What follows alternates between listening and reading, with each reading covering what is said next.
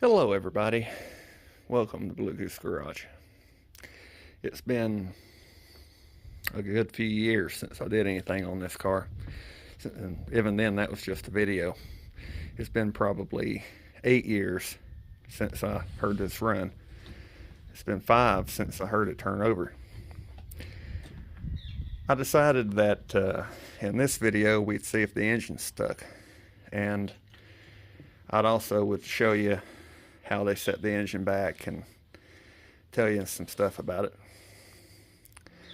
I'm going to go get a socket and a wrench, and we'll see if it bars over. Alright, so this is kind of difficult to try to show you, but I found the socket that fits it, and now we're going to see if it turns.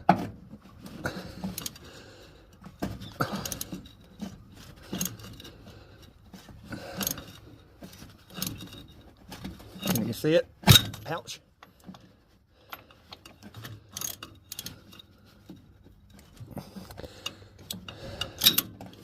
Alright, I turned it about a quarter of a turn, and I didn't hear any crunchies or anything. Before I knock my knuckle off, I'm going to call it. The engine's not stuck, which means it should run. Now, it would be really hard for that engine to stick because of the cylinders, because of something that I know. When we bought that car back after Dad sold it in the late 80s, when we bought that car back in about 2009, the engine was stuck tight. I took it apart and had a sandblast all 8 rods and pistons, and I got the rings out and I sandblasted the rings, dingleberry honed the cylinders, took a roll lock and got all the rust out of the lifter valley, cleaned it out a bunch of times, and got it back together. I put the old rings back in it that were in it, and got it back running. We put a different cam in it, had a valve job done. When they initially built that engine, now I thought about not even mentioning this, but I think it makes a good story. So that's a 60 over 454. They didn't have 60 over 454 forged pistons, but they did have a set of 60 over 427 forged pistons. Now the bore's the same size, the stroke's the difference in that. A 454 has a longer stroke. The rods are the same length, from a 396 to a 427 to a 454, but the wrist pin location in the pistons, I believe, would be further down on a 427 than they are on a 454. So Dad was working at a machine shop at the time, so he had his buddy take the end mill and cut the top of the pistons down till they would, zero deck on the cylinders. And then they had to take a file and a grinder and a sander and all kinds of stuff, and they cut the pistons down to where they fit the heads. Those heads are truck heads, so they had great big open combustion chambers, and they cut the pistons until they fit the heads. And even doing that, they still ended up running 3 head gaskets on each side, 2 steel shim GM gaskets and 1 Velcro. 3 gaskets on each side to space the heads up more. When I put it together, I ground on them a little bit more, and there's only 1 head gasket on each side. I also put a smaller cam in it. It's a that cam is a GM crate motor cam. I forget what it is, but it's a hydraulic roller cam. So that's got hydraulic roller lifters in it. Back in the day, that was a solid roller motor. but all the rat piss and stuff ruined the Isky cam. So I found the cam and put that hydraulic roller in it. It sounded okay, you know. It wasn't a race car. It had a little bit of a lick to it, but it wasn't like it was.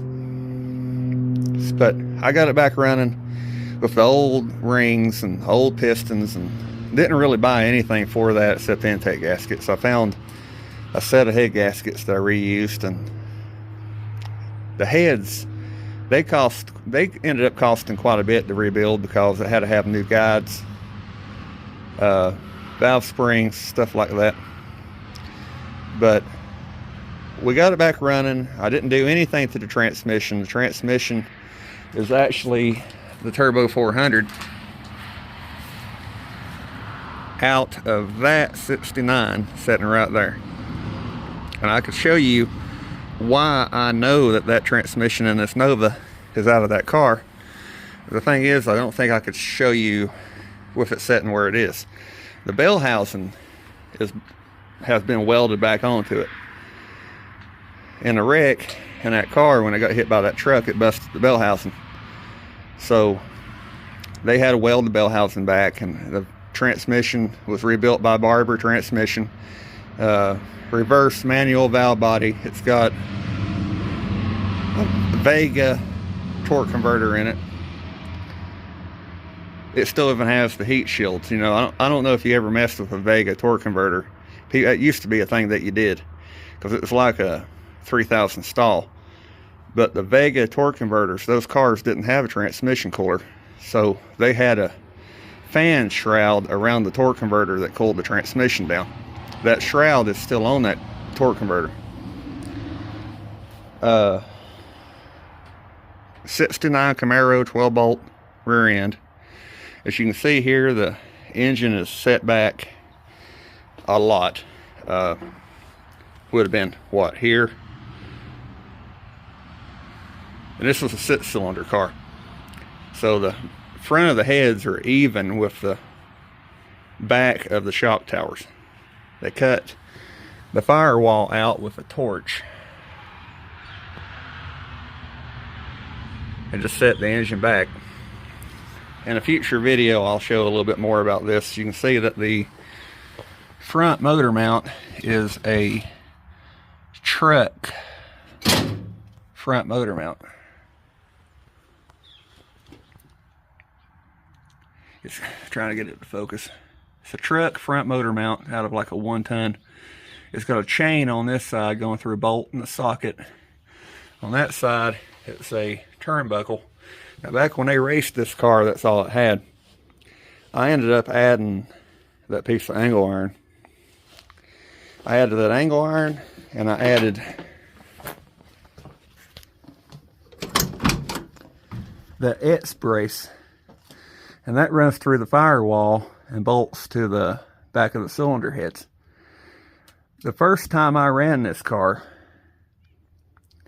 it twisted the car hard enough that it popped this door open,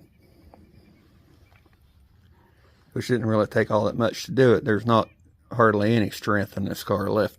It also, back when they raced it, did not have that roll bar. It had a roll cage, but it was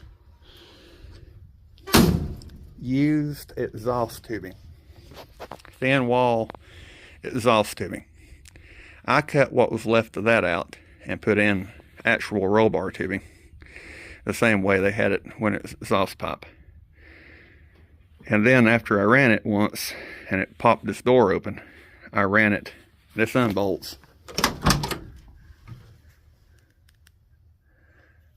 You can see how I welded that to a piece of bed railing and bolted it to the loop for the roll cage. And this is also welded to plates that bolt to the back of the cylinder heads. That kept it from flexing and popping the doors open. Back before I put that X brace in it, you could also jack the car up and put it on a jack stand, and it would kick the doors open too. The car doesn't have any strength in it. The fastest time I know of that this car ran in an 1/8 mile was a 7 1/4, 725 in an 1/8 mile. And in a 1/4 mile, it was high 11s, low 12s. And I could not imagine running this car that fast, but they did it. Fastest I ever had it, each time I ran the car, I was getting braver and braver. And the fastest I ever ran this car was an 850 in an 1/8 mile. So it was getting there. But the reason that I quit racing it when I quit racing it is the racetrack closed. And yes, I could have went to a different racetrack. This car wouldn't have passed an inspection, so I didn't ever go to a different racetrack. The racetrack I went to didn't actually have an inspection. So as long as you paid them, you passed. And that's the only way I was ever able to run this car, because it never had any of the stuff it needed. It don't have a firewall. It didn't actually have in-date seat belts. The seat belts I had in this car expired in 1990. It was always dangerous, but it was fun. So I hope you guys enjoyed this video. And a future date, since we know the engine's not stuck, I'll put a starter back on it, put spark plug wires back on it, and a different carburetor. We'll see if the fuel pump still works, but I kind of doubt that it would. But we'll put some gas in it. I'll buy some nav gas for it, and aviation gas or something, race gas, and we'll crank it up and blow the cobwebs out of it. But probably it'll be another video or two, because the valve covers, I did not know this, but that one had been open, had the breather wasn't in the hole. So there's squirrel nuts everywhere under that hood. I probably need to take that valve cover up and vacuum that out, or at least make sure nothing's down in there. Make sure there's not a mouse house. But we'll crank it in a future video. But I hope you guys enjoyed getting to see a little bit more on the car. And sorry that it's taken so long to get to this point. But see us again next time. Bye.